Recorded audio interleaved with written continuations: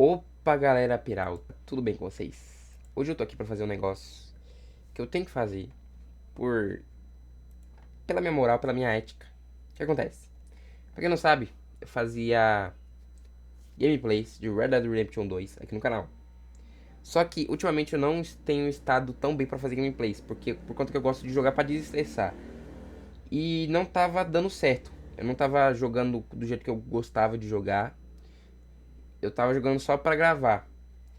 E isso não é muito bom pra mim.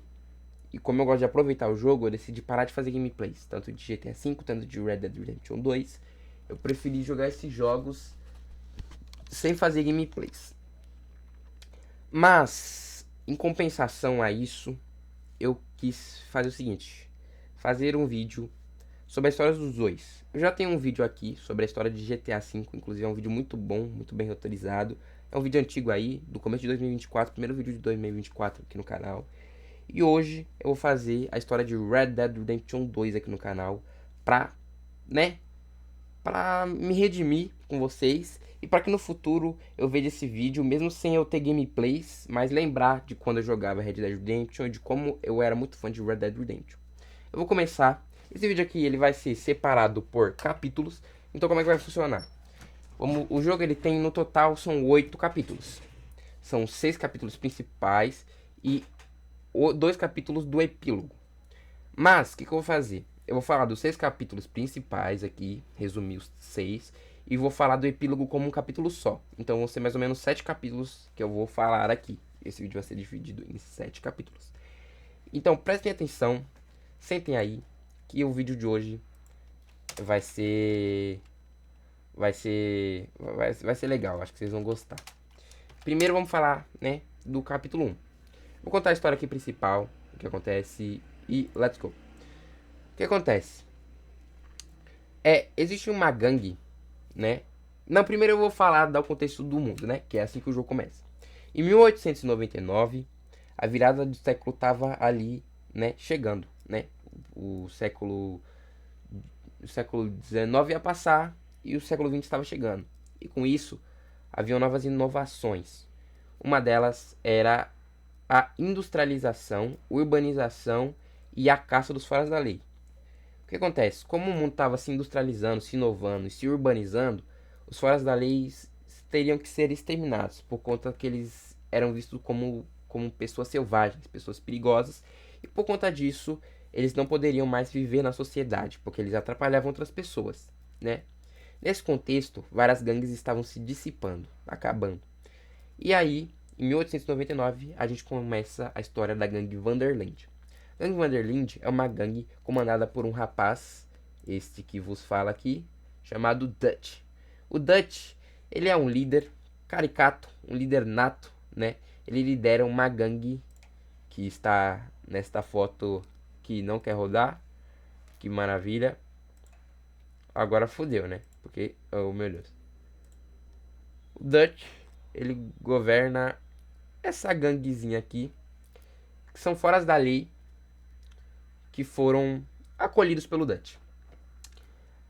Eu vou fazer a história aqui sobre cada pessoa aqui. Não vai dar pra gente ficar parando pra falar, esse aqui tem essa origem, esse aqui tem aquela origem, porque senão o vídeo vai ficar muito longo, porque cada personagem tem uma lore nesse jogo, o que é maravilhoso, o que não é ruim. Mas o Dutch cria uma gangue, que é essa aqui que está na capa do jogo. Eles estão sendo procurados. Então o jogo começa, a gameplay em si, tirando o contexto. A gente começa o jogo com todos os personagens da gangue fugindo dos policiais, dos federais, no meio de uma tempestade de neve, né? No meio do inverno, uma tempestade de neve, eles fugindo, desesperados. O que aconteceu? Antes da tempestade de neve, eles tentaram aplicar um golpe no oeste americano. O que acontece é que esse golpe deu errado. Algumas pessoas inocentes foram assassinadas e alguns membros da gangue foram assassinados ou foram pegos pela polícia. Por conta disso, eles tiveram que fugir. E aí, a gente chega no início do jogo.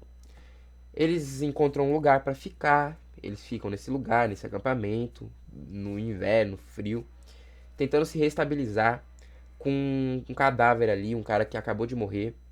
Todo mundo muito desestabilizado, né? Todo mundo muito enfraquecido, muito enfraquecido. E o Dutch tem que manter a galera ali. E aí a gente começa a conhecer o Dutch, o Arthur, né? O Arthur é o principal do jogo, que é um pistoleiro, né? E o Dutch, que é o líder da gangue. A gente conhece o Micah, que eu nem preciso falar aqui, ele vai ser importante aqui pro nosso vídeo. E nisso, o capítulo 1. A gente passa o capítulo 1, como dava pra ver aqui na foto, que eu vou recolocar aqui, inteiro na neve. O que eu acho muito ruim, eu não gosto desse capítulo, de verdade. Eu acho meio chato, meio demorado, entende?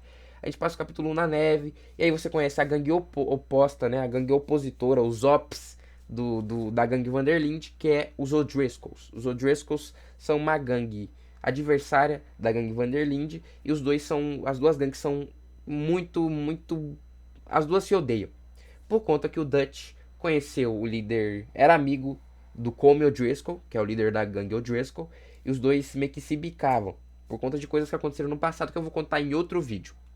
E por conta disso, eles têm uma inimizade. Nisso, o inverno começa a passar, depois de muita luta, depois que você tem que caçar cervo para poder a gangue sobreviver, não passar fome, e depois de você ir resgatar o John Marston no meio da neve, porque ele desapareceu. E depois de todas essas missões, o inverno começa a passar, e nisso você tem que cair fora. Mas antes de cair fora do norte dos Estados Unidos, vocês aplicam um golpe. No caso, a gangue aplica um golpe. A gangue Vanderlinde aplica um golpe a um trem. Eles roubam um trem de um empresário chamado Cornwall, que é um cara muito famoso, que é um empresário bem safado e famoso. Um bilionário, né? Um latifundista daquela época. Eles aplicam um golpe, roubam esse trem do cara, conseguem algumas coisas e depois eles vazam dali. Nisso a gente começa o capítulo 2 do game. No capítulo 2, a gente chega em Valentine, a gente sai da neve, a gente sai do inverno, a gente chega num negócio mais, uma coisa mais lama, mais rural.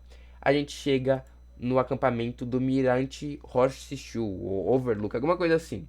A gente chega nesse mirante, nesse acampamento. E aqui as coisas começam a ser mais legais. Eu que já joguei muitas vezes esse jogo, eu vou falar. Essa é talvez eu acho que realmente é o meu capítulo favorito do jogo. Tudo que se passa nesse capítulo é muito gostoso. As paisagens são maravilhosas do centro ali dos Estados Unidos, né? As árvores são maravilhosas, lindas, perfeitas. Deixa eu tentar mostrar aqui as. É porque não vai ter muita paisagem. Olha essas paisagens aqui. Olha isso. Olha essa paisagem. Eu acho as Ah, não, aqui é do pântano, porra. Não. Tô falando do capítulo. Ó, aqui, ó. Do capítulo 2. As paisagens são muito bonitas, as árvores e as missões são muito interessantes. Nisso você chega no acampamento novo, vai conhecer uma cidade próxima chamada, uma cidade rural chamada Valentine. Lá você se envolve com umas brigas, no caso você, o Arthur Morgan se envolve em algumas brigas de bar, faz umas arruaças. A galera começa a perceber que tem algo de errado ali, começa a dar mó BO. Eles fazem várias coisas também, eles resgatam o Sean, que é um dos caras que foi preso pela polícia. Eles conseguem meio que resgatar o cara antes que o cara fosse mandado pra forca. Eles fazem umas bagunças na cidade e no final eles aplicam um golpe a um trem. Outro trem, inclusive.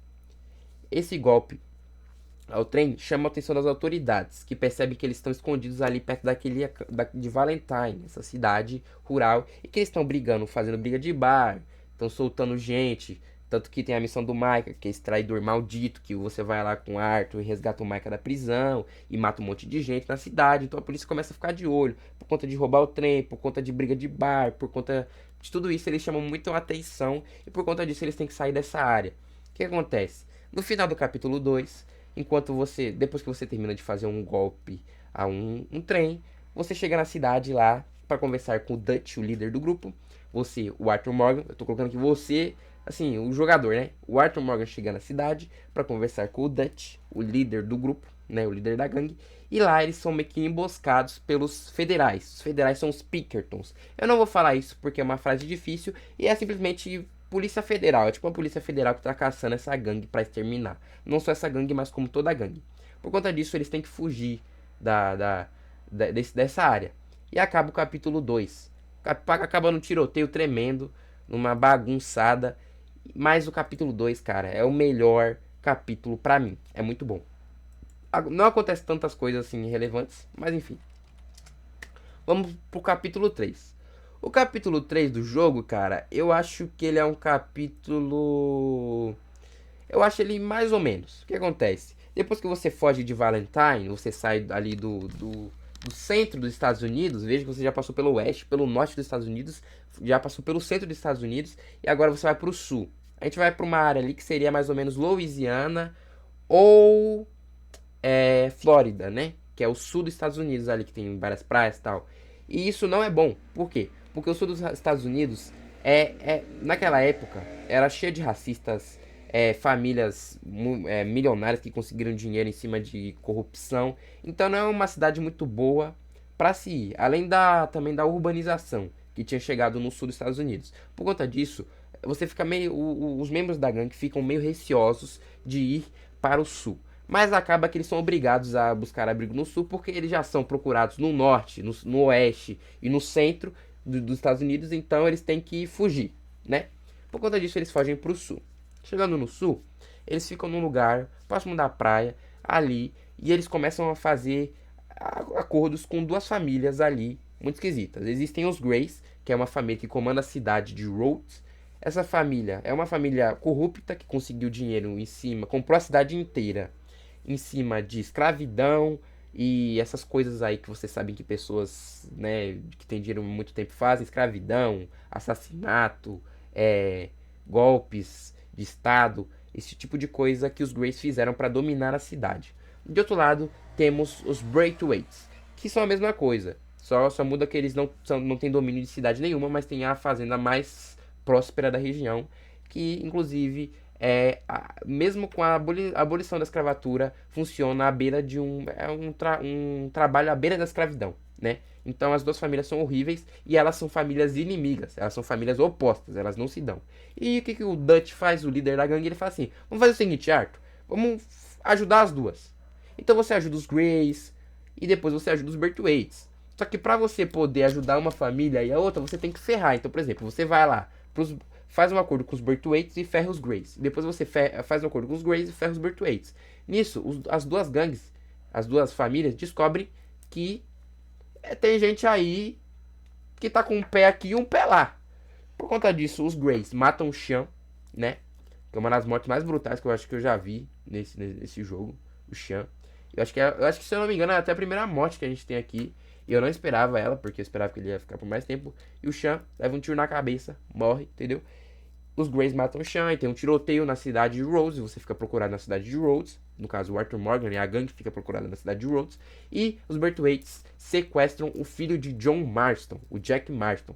Por conta disso, a gente começa o capítulo 4 do game. Você tem que sair de Rhodes e procurar um lugar novo. E cada vez mais a situação só vai piorando. Por quê? Porque eles estão fazendo exatamente o oposto do que eles fariam. Se escondendo em lugares horríveis, onde já moraram gangues tenebrosas. E além disso, se aproximando mais da urbanização, das cidades, das pessoas ricas, dessas pessoas que caçavam eles. Eles estão se aproximando exatamente de quem caçava a gangue, entende? É como se você estivesse se aproximando do seu inimigo, entendeu? Você é um fugitivo e está se aproximando da cidade, como assim? Você tem que se afastar, você tem que se esconder, entendeu? E eles estão cada vez mais se aproximando. Isso que acontece no capítulo 2.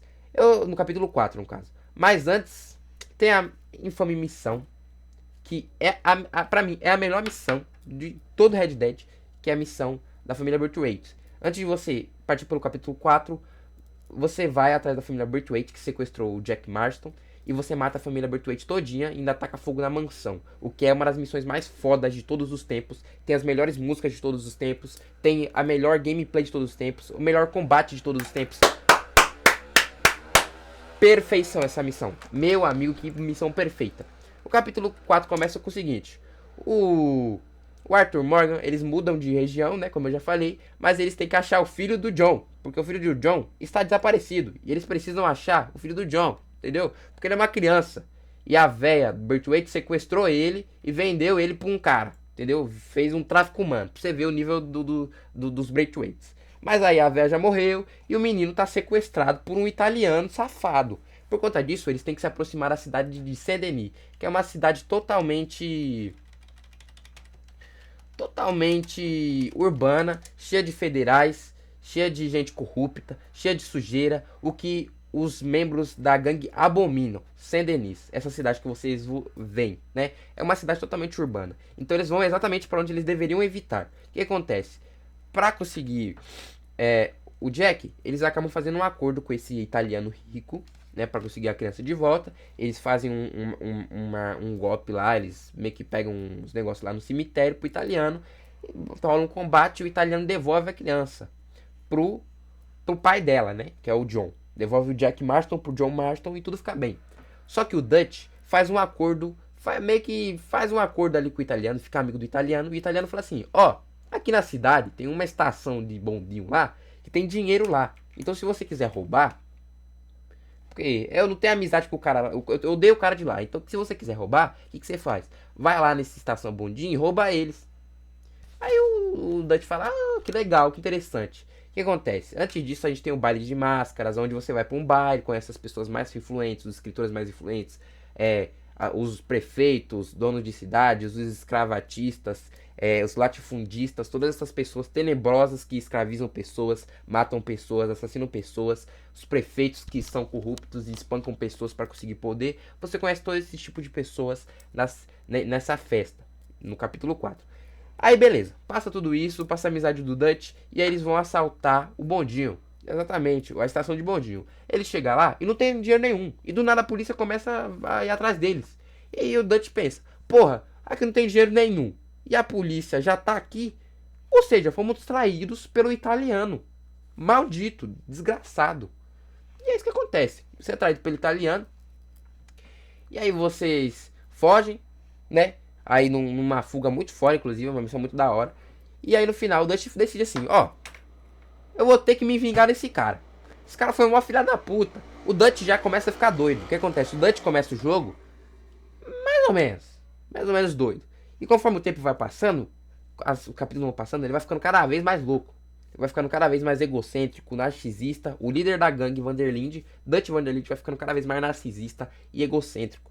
Tanto também pelas ideias do Micah, que fica jogando ideia errada na cabeça do Dutch.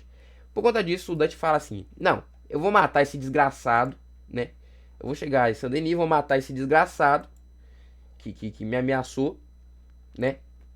Que tá ameaçando a minha gangue, que me traiu, vou matar ele. Então ele faz exatamente isso. Ele vai, mata o cara, mata esse italiano famoso. Só que isso não ia acabar bem, obviamente, porque ele matou uma pessoa muito famosa e ele estava sendo procurado pela polícia de uma cidade grande. E o filho da puta do menino ligou a moto. Que maravilha. Calma aí. Ele tá sendo perseguido por um cara que é dono de uma cidade grande, entendeu? Ele tá sendo perseguido por uma cidade grande, que era exatamente o que eles não podiam fazer, porque eles estão sendo perseguidos pelos federais. E se você ficar chamando atenção numa cidade grande, você já tá fudido, entendeu? E por conta disso, eles decidem fazer o último golpe naquela cidade grande e sair dali. Por conta que a cidade é muito grande, o banco da cidade é um banco internacional, que tem muito dinheiro.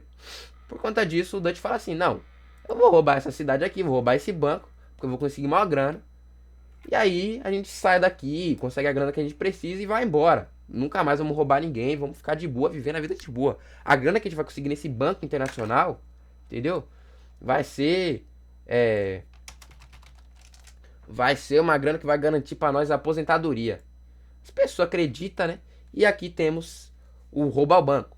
Mas esse roubo ao banco dá tudo errado. Eles vão assaltar o banco, só que a polícia descobre, os federais descobrem, né? Que eles estão ali. E por conta disso eles matam o Roseia. Até agora eu não falei do Roseia, mas o Roseia, ele é o amigo do Dutch. Então tem dois líderes. Existe o Dutch, que é o líder principal, que é o líder que toma essas decisões acaloradas e quentes nos momentos piores. E existe o Roseia, que é como se fosse a cabeça do grupo, entendeu? Eu vou fazer outro vídeo explicando a história da gangue. Agora eu tô explicando só a história do jogo, mas eu vou fazer outro vídeo explicando a história de cada um dos membros da gangue. Eles são muito. O Dutch e o Roseia são amigos, são quase irmãos, porque eles conheceram muito novos, os dois roubavam, eles se juntaram para criar a gangue e foram adotando os outros membros da gangue. E por conta disso, o Roseia, que é quase um irmão do Dutch, é assassinado nesse golpe. E todo mundo fica, tipo, horrorizado, porque o cara era, tipo, o pai da gangue, pai do Arthur, pai de todo mundo, e o Roseia morre. Exatamente, o Roseia morre, ele leva um tiro numa das cenas mais feias do mundo.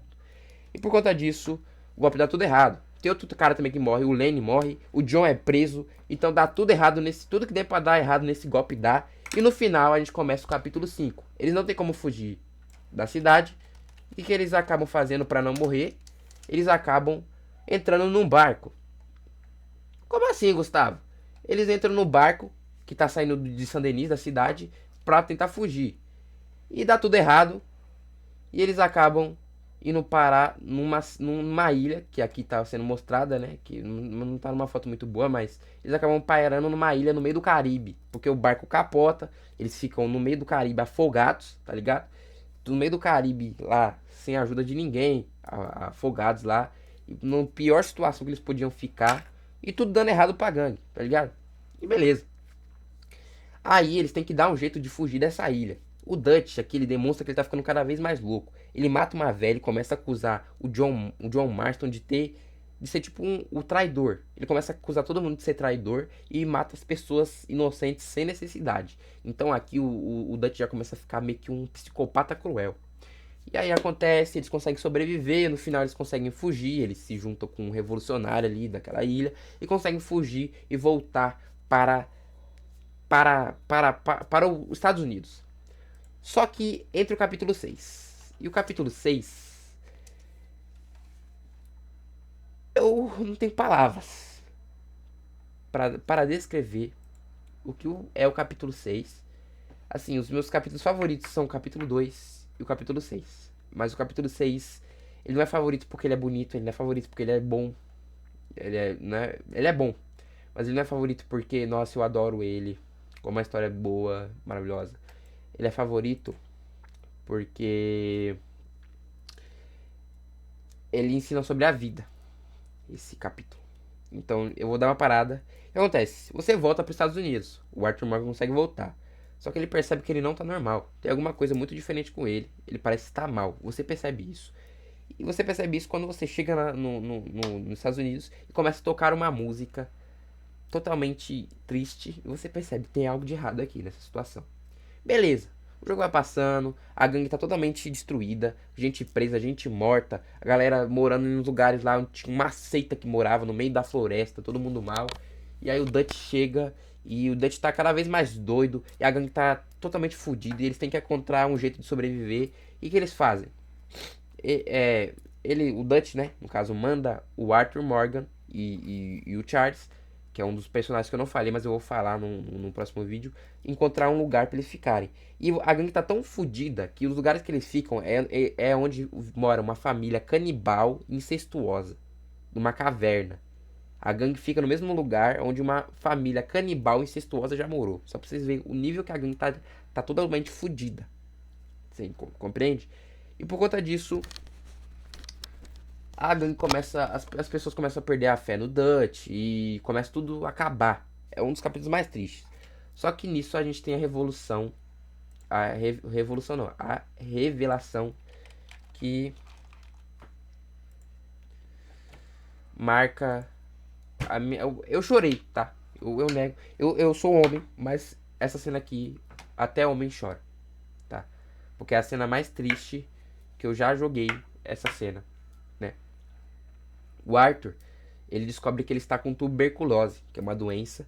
Hoje em dia ela tem cura, mas lá em 1899 não tinha cura. Então é praticamente um atestado de morte que a gente recebe. E esse cara que a gente vê sorrindo, ele não é perfeito, né? O Arthur não é perfeito, jamais. Ele é um cara cheio de erros, mas ele é um cara bom. You is a good man, Arthur Morgan, you know? Ele é um cara muito bom. E esse cara que a gente joga com ele descobre que ele tem tuberculose. E foi o único personagem de série que eu chorei, tá ligado? Por ele. Foi o único. Porque eu realmente criei um apego com o Arthur. E eu tinha até um podcast falando sobre isso. Mas eu adoro o Arthur Morgan. E pô, eu senti uma angústia muito grande quando eu recebi essa notícia. Porque você acaba. Acaba ficando. Ficando. Você recebe uma pena de morte, né, mano? Uma sentença de morte. Você pensa, o que vai ser agora? E daí que vem, talvez, um dos melhores momentos do jogo. Onde o Arthur descobre que ele vai morrer. Ele decide que ele vai ser um homem diferente daqui pra frente. E ele começa a ajudar as pessoas que ele maltratou, as pessoas que ele violentou. E isso é muito foda. Esse arco. Ele começa a ajudar indígenas que estão perdendo seus direitos, suas casas, suas... tudo, né? Eles estão perdendo tudo. E ele começa a ajudar esses indígenas. Ele ajuda as pessoas que antes ele cobrava, ele era agiota. Agora ele começa a ajudar as pessoas. Ele tenta se perdoar com as pessoas que ele machucou, que ele bateu. E que ele, né, fez com que as pessoas morressem mais rápido. As pessoas com que ele matou também. Ele tenta se desculpar com todas elas. Ele tem um arco, né, de redenção. Exatamente por isso o nome do jogo é Sangue, Morte e Redenção. E aqui faz todo sentido esse título, porque antes do capítulo, antes do Arthur receber a sentença de morte, que é a tuberculose, esse título você pensa, não faz sentido. Mas a partir do momento que você recebe essa notícia, tudo muda no jogo, sua jogatina. Se você jogar feliz, você começa a jogar preocupado, você começa a jogar sentindo um peso nas suas costas. E é isso. Eu queria falar que Arthur Morgan é um dos personagens. É um dos, se não, o personagem mais profundo em um jogo que eu já vi na minha vida. De todos os jogos que eu já joguei, Arthur Morgan é o personagem mais profundo, mais carismático. Ele não é bom, mas ele é carismático. Ele ganha o seu coração. O Arthur Morgan ele é um personagem que você sente como se fosse uma pessoa da sua família, tá ligado? Porque o cara é muito foda. E aqui nesse momento você recebe essa sentença de morte. Enfim, voltando para a história principal, ele começa a ajudar muitas pessoas. Ele começa a defender o que ele acha que é importante. O John, que ainda estava preso desde o golpe lá do capítulo 4, ele vai lá resgatar o John, que vai ser morto, ia ser mandado pra forca. E o Touch, que é um imbecil, se torna cada vez mais imbecil aqui, não faz nada. Ele resgata o John e ele percebe que a gangue vai se dissipar, que a gangue vai acabar, que tudo vai acabar naquela situação, que ele vai morrer, que a gangue vai se dissipar. Então imagina que angústia, mano. Você sabe que você vai morrer, que todo mundo que você ama vai se separar e que as pessoas vão morrer na sua frente e você não pode fazer nada. E que você tá fraco, que você não tem força pra lidar. Imagina essa angústia. Nisso ele começa a ajudar as pessoas que ele tem que ajudar. Ajuda a Sadie, que é uma viúva que entra na gangue. Ele ajuda ela. Ele resgata o John. E aqui você vê o trio perfeito se formar, que é a Sadie, o Arthur e o Charles juntos fazendo... Não, é a Sadie, o Arthur, o Charles e o John juntos fazendo bem, né? Mostrando o lado bom que essa gangue ainda tem. Que o Dutch e o Micah estão destruindo a gangue, mas que eles ainda tentam resgatar as pessoas. Mas no final nada disso dá certo, né? No final a gangue começa a se dissipar cada vez mais, as pessoas começam a ir embora porque percebem que aquilo ali não tem mais futuro. Algumas pessoas morrem por vícios, outras pessoas são mortas, outras são caçadas, presas. E no final a gente tem a última missão. É uma sequência de missões. Primeiro a gente tem uma missão de roubar o trem, seria o último roubo, né? Nesse roubo, o Arthur Morgan já tá muito fraco. Antes disso, né, o Dutch tem atitudes babacas, como deixar o Arthur para morrer, se manipular um jovem com raiva, assassinar ele, né, não assassinar ele, mas ser cúmplice do assassinato dele, só para conseguir o que queria, só para chamar atenção, por uma teoria que nem era verdade. Então, daqui o Dutch se torna um monstro que ele é. Ele se torna o psicopata que ele é, o nojento que ele é, né? E você percebe isso, né? Deixar o próprio filho para morrer, manipular um jovem, causar a morte do jovem, não se sentir culpado por nada disso, só por ego. Então aqui o Dutch ele se torna o psicopata, né? Daí a gente tem o final do jogo, né? O final do Arthur, pelo menos. A gente tem um roubar o trem. Nesse roubo o John é baleado, o Dutch deixa o John para morrer. Nesse roubo ele deixa a Abigail ser sequestrada e não faz nada. O Dutch, o líder do bando, deixa que isso aconteça pra fugir com o dinheiro que eles conseguiram no roubo. O Arthur vendo isso, mesmo fraco, ele fala, eu não vou deixar isso acontecer. Ele vai lá, ele resgata a Abigail, né?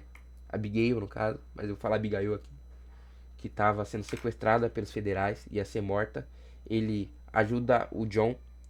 E no final a gente percebe o quão escroto o Dutch, que todos seguiram, é.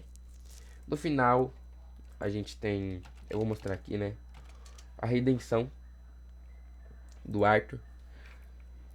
Todo mundo foge dos federais. O Arthur ajuda o John a fugir com a família dele. O John consegue se salvar. E no final a gente tem um embate final entre o Arthur e o Micah, essa cobra que traiu a gangue o tempo todo.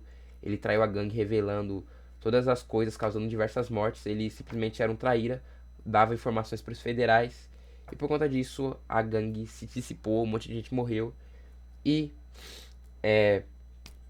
rola um embate corporal entre o Arthur e o Micah. E o Micah e o Dutch, como duas cobras filhas da puta, como dois ratos malditos que eles são, eles fogem e deixam o Arthur pra morrer de tuberculose. Mas em compensação a gente tem o final mais lindo de todos os games, que é o Arthur olhando pro horizonte e vendo o sol